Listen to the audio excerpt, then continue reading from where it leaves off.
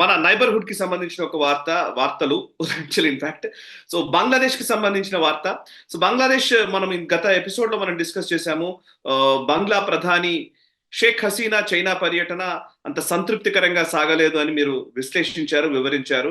And ఆ తరువాత పరిణామాల్లో భాగంగానే బంగ్లాదేశ్ ప్రభుత్వము యాక్చువల్లీ మోంగ్లా పోర్ట్ ఏదైతే హిందూ మహాసముద్రంలో ఉందో వాళ్ళ మోంగ్లా పోర్ట్ అభివృద్ధికి సంబంధించి దాన్ని ఆ, చైనాకు దాన్ని అభివృద్ధి చేసే బాధ్యతలు అప్పగించాల్సింది. బట్ దాన్ని ఇప్పుడు స్ట్రాటజిక్ గా ఉన్నటువంటి ఆ ప్రాంతాన్ని, ఆ పోర్ట్ ని భారత్ కు ఇవ్వడం జరుగుతోంది.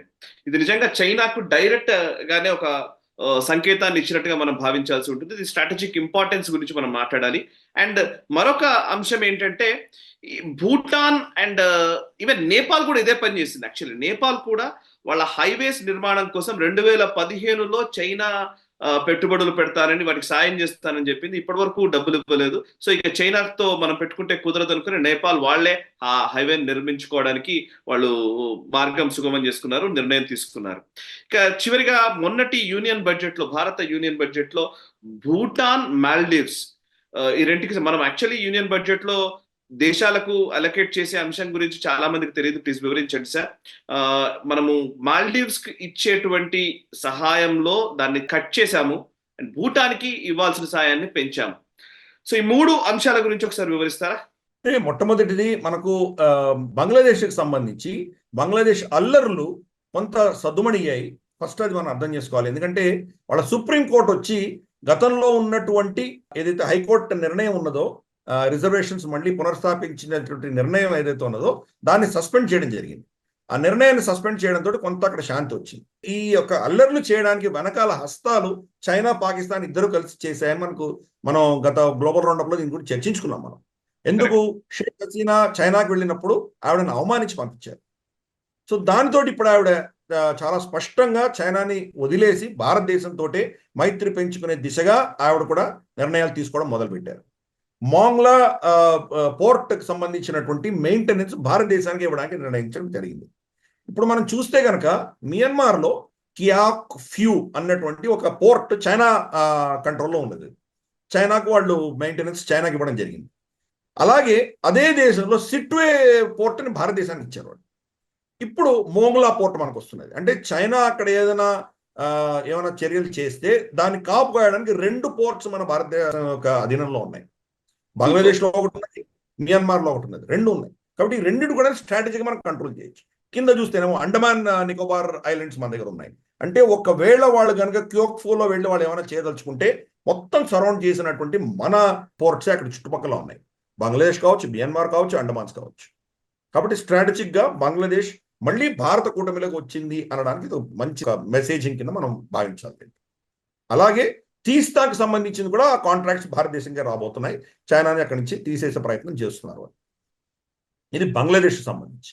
రెండవది నేపాల్ కూడా 2015 నుంచి $900 మిలియన్ ఏదో వాళ్ళకు ఒక కీలకమైనటువంటి రోడ్డుకి వాళ్ళు ఇస్తాము, బెల్ట్ అండ్ రోడ్ ఇనిషియేటివ్ పేరిట అని చెప్పి వాళ్ళు చెప్తూనే ఉన్నారు. ఈ నేపాల్ వాళ్ళకి ఎన్ని లెటర్లు రాసి, ఎన్ని రిమైండర్లు ఇచ్చి, వాళ్ళు కలిసేపడంతా అడిగి ఎంత చేసినా కానీ ఇంతవరకు పైసలు ఇవ్వలేదు. అంటే చైనా ఎందుకు చైనా చేయలేదంటే దీనికి కారణాలు ఉండొచ్చు. ఒకటి, చైనా దగ్గర పైసలు లేవు, వాళ్ళ ఫైనాన్షియలీ వాళ్ళు కూడా చాలా దెబ్బతింటున్నారు, వాళ్ళ ఇన్వెస్ట్మెంట్స్ అన్ని కూడాను నాశనం అవుతున్నాయి, వాళ్ళ ఎకానమీ కొద్దేలవుతుంది, ఇవన్నీ చూస్తున్నాం మనం. రెండవది, నేపాల్లో కమ్యూనిస్ట్ పార్టీ నడుస్తుంది కాబట్టి కమ్యూనిస్ట్ పార్టీకి నేను ఇచ్చినా ఇవ్వకపోయినా కానీ వీళ్ళు మా కూటమిలోనే ఉంటారు అన్నటువంటి ఒక ధీమా అందామా, ఒక ఆరోగ్యన్స్ అందామా చైనాలో ఉంది. మూడవది, వాళ్ళు నిజంగా ఈ యొక్క బెల్ట్ అండ్ రోడ్ ఇనిషియేటివ్ నుంచే వాళ్ళు క్రమేపీ తగ్గుతున్నట్టు మనకు అర్థమవుతుంది. ఫర్ ఇన్స్టెన్స్ సిపిఈసి పాకిస్తాన్లో వాళ్ళు ఇన్వెస్ట్మెంట్ రామారామి ఆపేసుకున్నారు. వాళ్ళు మనకు షెహబాజ్ షరీఫ్ చైనాకు వెళ్ళి 3-4 రోజులు ఉండొచ్చినా కానీ కూడా ఒక్క దమ్మిడి రాల్చలేదు వాళ్ళు. అందుకనే డొనాల్డ్ లు కాంగ్రెషనల్ హియరింగ్ లో చాలా క్లియర్గా చెప్పారు, China is past and America is the future for Pakistan అని చెప్పడంలో ఉద్దేశం అదే. కాబట్టి చైనా నుంచి ఏమి రావట్లేదు అని అర్థం చేసుకున్న తర్వాత నేపాల్ మేమే కట్టుకుంటాం దాన్ని వాళ్ళు నిర్ణయించుకోవడం జరిగింది. ఇది కూడా మనకు శుభపరిణామం భారతదేశానికి. సో మూడవది, మన బడ్జెట్కి సంబంధించి మనం చూసామంటే కనుక ఏ దేశమైనా ఏ ప్రభుత్వమైనా కానీ కూడా ఎవరికైనా పైసలు ఇవ్వాలంటే దాన్ని వాళ్ళ చట్టబద్ధంగా దానికి అప్రూవల్ ఉండాలి, వాళ్ళ పార్లమెంటు, వాళ్ళ క్యాబినెట్ దాన్ని అప్రూవల్ ఇస్తే కానీ వాళ్ళు ఖర్చు పెట్టడానికి వీల్లేదు. ప్రభుత్వ ధనాన్ని ఖర్చు పెట్టడానికి పార్లమెంట్ అప్రూవ్ చేస్తేనే ఖర్చు పెట్టాలి మనం. అందుకని మనం మన ఏ దేశాలకు మనం సాయం చేయదలుచుకున్నామో అవన్నీ కూడా బడ్జెట్లో పొందుపరుస్తారు. ఇది ఆనవాయితీగా జరుగుతుంది. ఈసారి ఏం చేశాము, మన స్ట్రాటజిక్ ఇంట్రెస్ట్ నుండి మనతో మైత్రి ఎక్కువ పెట్టుకున్నటువంటి దేశాలకి అలొకేషన్ పెంచాము. మనకు భూటాన్ అందరికంటే ఎక్కువ ఇచ్చాము. ఎందుకంటే భూటాన్ చైనా హస్తగతం కాకుండా ఉండడానికి కోసం మనం ఎంత కృషి చేయాలో అంత చేయవలసినదే. డోక్లాంలో వాళ్ళ సమర్థనంగా నిలిచాం మనం. అలాగే ఇతరత్ర అంశాల్లో కూడా వాళ్ళకి సమర్థన ఇవ్వాల్సినటువంటి బాధ్యత మన మీద ఉన్నది. భూటాన్ యొక్క ఫార్ములా ఏంటంటే అంతర్గతమైన విషయాలన్నీ వాళ్ళ అధీనంలో వాళ్ళు ఉంచుకుంటారు, మిగతా అంశాలన్నీ భారతదేశానికి హస్తగతం చేశారు వాళ్ళు. వాళ్ళ రక్షణ కావచ్చు, లేదా వాళ్ళ కరెన్సీ కావచ్చు, వాళ్ళ ఎక్స్టర్నల్ అఫైర్స్ కావచ్చు, ఇవన్నీ కూడా భారతదేశానికి హస్తగతం చేశారు. కాబట్టి దాని మీద మనం ఎక్కువ ధనం పెట్టవలసిన ఆవశ్యకత మనకు ఉన్నది. మనం ఒక విధంగా చూస్తే కనుక మన దేశంలోనే ఇంకొక అడిషనల్ స్టేట్ కింద దాన్ని భావించవచ్చు. కొంత ఆర్టికల్ 370 371 కంటే కొంచెం ఎక్కువ అధికారాలు ఉన్నట్లు ఒక స్టేట్ కింద భావించవచ్చు దాన్ని. అందుకనే అలొకేషన్ ఎక్కువ చేశాం. అలాగే నేపాల్కి మనం పైసలు ఇస్తున్నాం, మనకు అలాగే బంగ్లాదేశ్కి ఇస్తున్నాం, మనం శ్రీలంకకి ఇస్తున్నాం, ఆఫ్ఘనిస్తాన్ కూడా మనం పైసలు ఇస్తున్నాం. మనం ఈ దేశాలన్నిటితోటి మనకు సత్సంబంధాలు ఉన్నాయి, వాళ్ళు మనం వ్యతిరేకంగా పనిచేయట్లేదు కాబట్టి వాళ్ళకి మనం అలొకేషన్స్ పెంచాం. మూవజో వచ్చిన తర్వాత భారత వ్యతిరేకమైన చర్యలు ఆయన చేసి మనకు వ్యతిరేకంగా చైనాతో మైత్రి పెంచుకొని మనకు వ్యతిరేకంగా ఆయన చేసినటువంటి చర్యల వల్ల ఆల్మోస్ట్ $700 మిలియన్ గత సంవత్సరంలో వాళ్ళకి ఇస్తే ఈ సంవత్సరం మనం $400 మిలియన్ కుదేరు చేశాం, దాన్ని తగ్గించేసాం. కానీ మొత్తం తిరస్కరించలేదు, ఎందుకంటే మనకు ప్రజలు ఇంపార్టెంట్, మాల్డీవ్స్ ప్రజలు ఇంపార్టెంట్.